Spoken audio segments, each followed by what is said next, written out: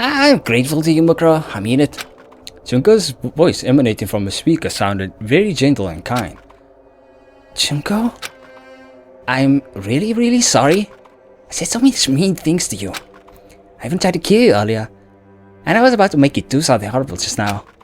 Even though I know about your feelings to Mukuro. I don't... You don't even have to force yourself.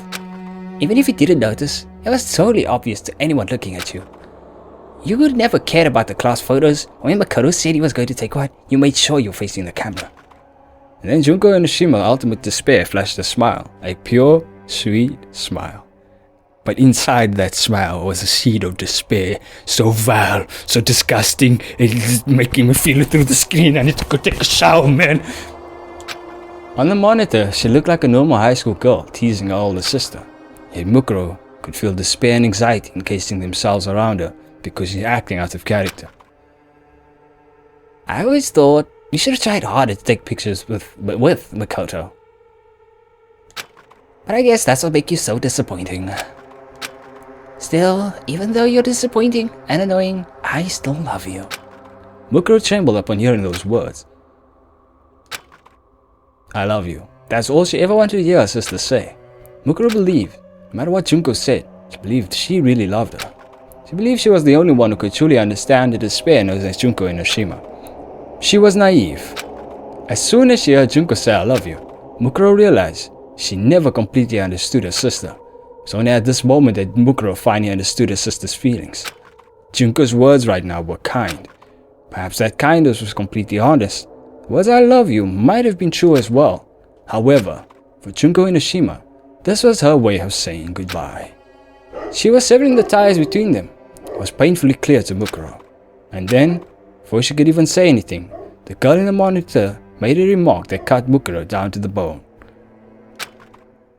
I'm sure someday you'll make your dreams come true. The ultimate despairs never talked to each other like this. A simple truth stabbed into Mukuro's heart. Junko had no further use of her. Her own sister was parting ways with her. Mukuro dedicated over 10 years of her life to the cause of ultimate despair, and at this moment it all counted for nothing. But those years no longer mattered to Mukuro. Her sister's rejection was more than enough to send her into depths of despair. That's why Mukuro, even now, clung to a small sliver of hope. So in other words, you're telling me she held on really tight to Naegi and Naegi started choking.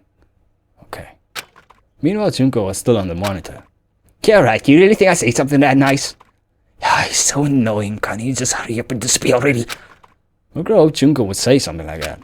She hoped that she'd start verbally abusing her again, or call her useless and incompetent. Mukuro's no masochist. She preferred to be showered with bullets and contempt rather than endure this kind of emotional pain. But, I love you, Mukuro. Bye-bye.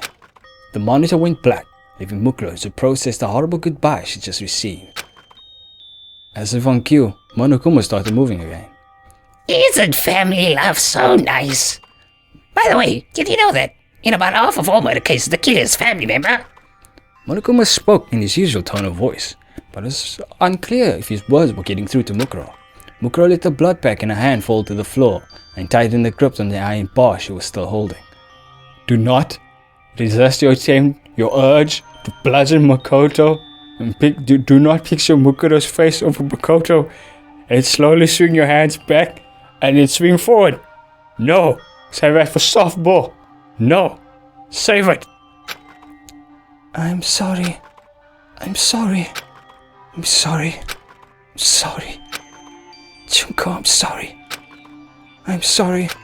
She mumbled quietly, as if she were chanting a spell, and walked past the blood pack on the floor to Makoto's bedside with the iron bar in her hands. I'll do it properly. I'll make sure I do it. So... Oh? What are you going to properly do to Makoto with that big thick rod you have there? Begging, perhaps? Are you going to do him? Or are you going to do him in? Either way, I've started to feel some heart-throwing excitement. Mukuro looked like she had been completely broken. Monokuma walked closer to her with eager anticipation. Suddenly, Monokuma's body silently floated into the air. Huh? With no expression on his face, Monokuma tried to see what just happened to him. In the blink of an eye, iron bar ripped through his body. Go, Mukuro! Superhero Mukuro! Yo, she strikes again, man. She did it. Monokuma is dead. 9,999 more of them to go. The tip of the bow, which had been cut diagonally earlier, into a sharp point, went straight through Monokuma and stabbed into a surveillance camera. The lens was completely destroyed, and the camera shot out sparks as it broke down. The iron bar was still stabbing into the surveillance camera as Monokuma dangled from the other end. He opened his mouth as if to say something, but only static came out. A few seconds later, his functions came to a complete stop.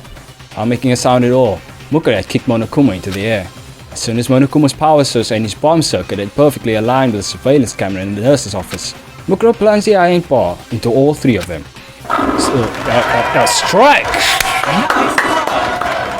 No human has the skill to utilize such a technique, not even an ultimate. All the hesitation within Mukuro had vanished. Her eyes sparkled like a panther stalking his prey at night. A tense aura surrounded Mukuro, even more so than when she fought Sakura earlier. Knowing Monokuma's lifeless form, she looked at Mukuro as she breathed softly and remembered her sister's parting words. So this is despair, she mumbled to herself. I'm so sorry, Chuko. If I understood what despair was. She spoke without emotion, like a machine. But it's going to be alright now. I finally understand. Hidden within her, passions began to stir. So, I'll make sure I'll make you happy, Junko. I'll make sure I'll fill you with despair. I'll save Makoto. I'll make sure the others don't die. I'll let them escape from this place. I'll deal with the people on the outside too. We invested so much time, killed so many people for the sake of this plan. And I'll destroy every last remnant of it for you. Oof, you're hitting it hard, like striking deep with the sword of despair. And this was not an act of vengeance towards the sister who had abandoned her. This was an act of mercy. Stuck between the ultimate despair and a hope she gained from Makoto, Mukuro was being refined into something that was unlike despair or hope. Complete and utter disappointment, sharp like a blade of disappointment. It stabs, it kills. And she had no way of knowing where her path would lead. Over 10 minutes had passed. The sound of the students leaving the gym and making their way to the nurse's office rang throughout the hall. Genocide Jack continued to dodge Sakura's attacks with their tricky movements. But when Byakuya Birkin had blurted out, "Enough already! You're an enough already, you irritating pervert!" Genocide Jack stopped in their tracks. Oh, my. Can you tell about my spectacle, Byakuya? It's making my masochist side getting all tingly. They say the line between sadness and masochism is paper thin. But in my case, it's more like Venn diagram. I got you. Words can't explain these hard waves of passion squirming. Oh fuck. I feel like the narrator says they're better. Words can't explain these the hot waves of passion squirming from her head to the tips of her toes. As she rambled incoherently about Byakuya, the other students tied her up with microphone cable from the gym and locked her in her room. Half the students stayed behind to keep an eye on her, while the rest left to search the grounds of the school.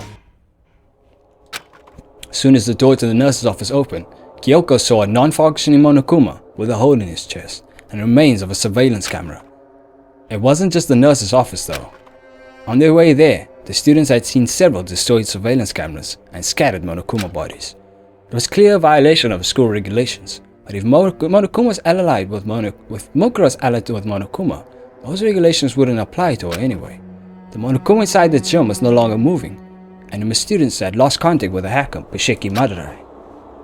So the students assumed that Madurai had taken control of a different Monokuma and went after Mukuro on his own. With that in mind, KYOKO turned and looked inside the nurse's office again. It was unusually quiet. The beds were empty. KYOKO could see from the bloodstains that someone had been resting there recently. Looks like they're already gone, Madurai remarked, but as he was about to leave, KYOKO spoke up behind him. I'm going to... Oh fuck, they sound so similar. Going to stay with Chihiro and search for clues. Clues? KYOKO continued to speak in a calm tone of voice. Yes, there may be some clues in these Monokuma remains. I figured you would be the best candidate for investigating machinery. Sakura spoke up. But isn't that dangerous? Since Sakura could clearly hold her own in a fight with Mukuro, she had joined the other students in searching for the school grounds. KYOKO shook her head and replied. I'm sorry to say this, but if things get out of hand, Chihiro and I would just be in your way. I think it's better if we search the clues here instead of doing nothing. Besides, we might be able to use Murokuma's parts to detect any radio broadcasts from the outside world. You certainly have a point. Understood. We'll be exploring this floor for a while. Please shout for us if anything happens. Sakura left the nurse's office. How did she destroy Murokuma like this? As Chihiro cautiously stood over Monokuma's remains, Kyoko started searching throughout the room. She zeroed in on one of the beds and began studying it intensely. A moment later, Kyoko was satisfied with what she found and let out a small sigh before she spoke. Chihiro, let me apologize to you in advance. I dragged you into this gamble of mine, so if anything happens, run out into the hallway and call for help. Oh, what does that mean? But instead of answering Chihiro's question, Kyoko started talking to one of the empty beds. Let me say this first. I'm prepared to hear your story. No matter how ridiculous it may sound, I promise not to decide if it's a lie or the truth until after I've listened to it in its entirety.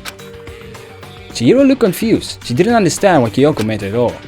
The ultimate question mark lowered her eyes and turned to the ultimate programmer to make a request. Chihiro, does your laptop have a voice recording function? And do you also have a microphone? Yeah. I want you to use that record. I want you to use that to record everything we're about to hear. There's no one here. As Chihiro wondered to herself, she began connecting Monokuma's parts to her laptop and turned on the record function. I'm sure I'll pick up every sound in this room now. Said Chihiro nervously. Satisfied, Kyoko nodded once again and started talking to the empty bed. So, what were you going to do if I told everyone that I found Makoto? When she heard Kyoko say that, Chihiro looked back at her and surprised by what she saw. The moment the ultimate programmer was kneeling on the floor next to Monokuma's remains. From that position, she was able to see it. All the beds in the nurse's office, there was one bed in particular that couldn't be seen from the entrance. Underneath that bed lay the limp Makoto. A blood pack was hidden next to the bed and slowly providing Makoto with a transfusion. The contents of the blood pack were clear. Rather than blood, it seemed to become some kind of saline solution used in emergency hydration. Though it wouldn't be as effective as actual blood transfusion, it was enough to keep him from going into shock. Now that was the extent of Chihiro's medical knowledge. She was already surprised that Makoto had been in the nurse's office this whole time. Not only that, Kyoko wasn't talking to the bed that Makoto was under, which sent chill throughout Chihiro's body. However, there was nobody under the bed that Kyoko was facing. The moment Chihiro noticed that, a voice rang out from underneath it. As soon as everyone's attention was focused on Makoto, I was planning to take advantage of that opportunity to take someone hostage. As Chihiro cautiously lowered her head until it was nearly touching the floor, she was able to make out who was talking. Surprisingly, the person hiding there was clinging to the frame of the bed, like a ninja clinging to the ceiling. Presumably, if someone had glanced under the bed quickly, they wouldn't have noticed anything was there. Though Chihiro had no idea how the person was able to hide under the bed for so long, she could at least understand that their strength was beyond normal human levels. There was no question that the person hiding under the bed was Mukuro Ikusaba. And that's the end of me. It's man OverlordCringus. We'll get into Kyoko and me differentiating the two voices that sound so similar because Mukuro's voice is Kyoko's voice, the original Trigger Happy Havoc series are recorded, and now Mukuro has Kyoko's voice, and Kyoko has a deep voice of Mukuro's voice, which is all just a clusterfuck confusion. Check out our links in the description. Smack face with the keyboard a couple of times, notifications as always. Other channels, Exhausted Genshin. I'm still busy uploading the Perilous Trail shenanigans, and yeah, pray for me.